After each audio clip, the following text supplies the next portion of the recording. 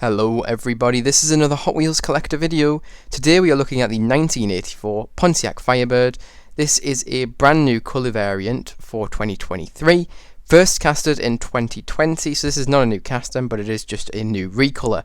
I think this is phenomenal. There's a lot of a backstory behind this, so I'll kind of give you a brief overview.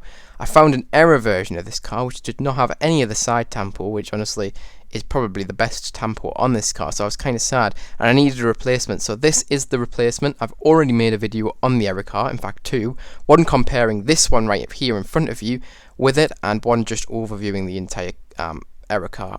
That was the only tampo missing. The hood tampo was there on it, so this is kind of just a redo of that video, but with a clean version of this car. Without further ado then, I got this one from a Poundland, and that was really recently grabbed. So here is the side profile of this car. As you can see, lots of tampo work going on. We have a tri-blue stripe. I'll zoom in a little bit there for you. Oh, that's probably a bit too much. A tri-blue stripe, so we have a dark blue, a light blue, and then a funky silverish blue, which is interesting, or maybe even grey. I think it's more of a grey. It's really, really nice. We also have a little vent, which is in part of the metal cast. Very, very nice. The trim is also done in a silver tampo, very, very nice. And we also have a chrome door handle, which has been done too in tampo. All of this being absolutely phenomenally done. Finally, we have the Hot Wheels logo, which is also done in a grey silver. Very nice. As for the rim choice, we have 5-spoke muscle rims chosen for this one in silver, or chrome even. I always say silver when it's chrome. It is chrome. These ones are a bit, I don't know, chrome loss maybe? Or maybe they just haven't been painted very well. But anyways, there they are. They're found on obviously most muscle cars and also classics like the Lamborghini Miura. What's also worth mentioning is the side skirt is created using the white plastic base that this car has. Very, very nice. I'm also going to mention that this car sadly does not have any side mirrors. That is kind of a missed opportunity on this car, especially if it's going to come to premium, because it definitely needs those in my opinion on premium. Here's the front then. We don't actually have any tampos on the front bumper or anything where the vents would be. However, we do have a little bit of tampo work on the hood. So first of all, we have the Pontiac badge, which is done very, very nice. Obviously that big eagle I think it's meant to be, or maybe it's an angel, I'm not entirely sure.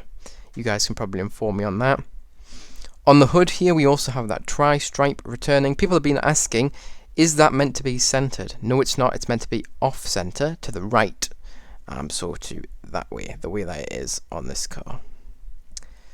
This car also has its headlights put down in this casting, which is a great thing, I think, because it means Hot Wheels don't have to tampo them. You know, when this is in the main line, they can only do a certain amount of sides, so it means, unlike things like this, where the headlights are up, they can just ignore that, and it means they don't have to tampo, which is great. We have that returning of the base white plastic there for the front splitter, very, very nicely done. This side is the same, other than this side has the fuel or petrol cap. Very, very nice there to see that.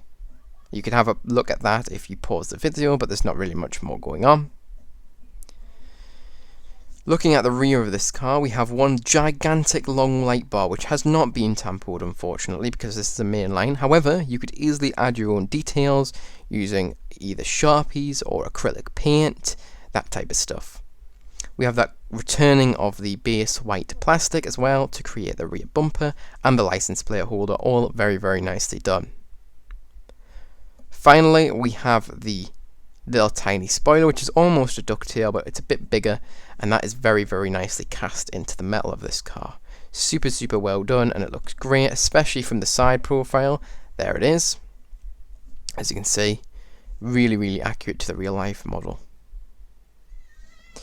As for up top, we have got a T-top, which is accurate to real life model. Really, really nice to see that, of course.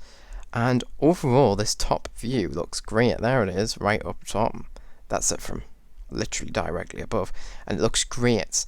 And one last thing to mention is the interior is made from black plastic, which is really, really nicely done, as you can see in there. The seats aren't quite aligned where they should be in the real car, I'm pretty sure, but hey, there you go. That's this one for you. not a whole lot more to talk about on this casting, so I'm not going to ramble on anymore. What do I rate this casting out of 10, and what are my opinions? So I think this is an absolutely awesome one. I love the colour choice, I love the tempo work, it's all absolutely amazingly done.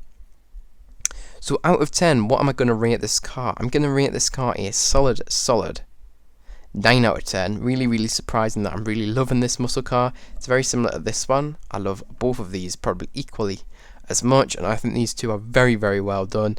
This casting is almost perfect. The only thing it's missing is those wing mirrors, and I know a few people probably will be sad to see that there is no windshield wipers on this one either, so maybe that might knock it down a little bit for you guys as well. Anyways, yes, that is it for this video. If you enjoyed, make sure you like. If you are new to the channel, make sure to subscribe and press the notification bell if you want to be notified when I upload a new video. You can also share this with any friends or family or in any groups, and that will be much appreciated from me. Anyways, that is it for this video. I hope to see you guys in the next one. Bye bye everyone.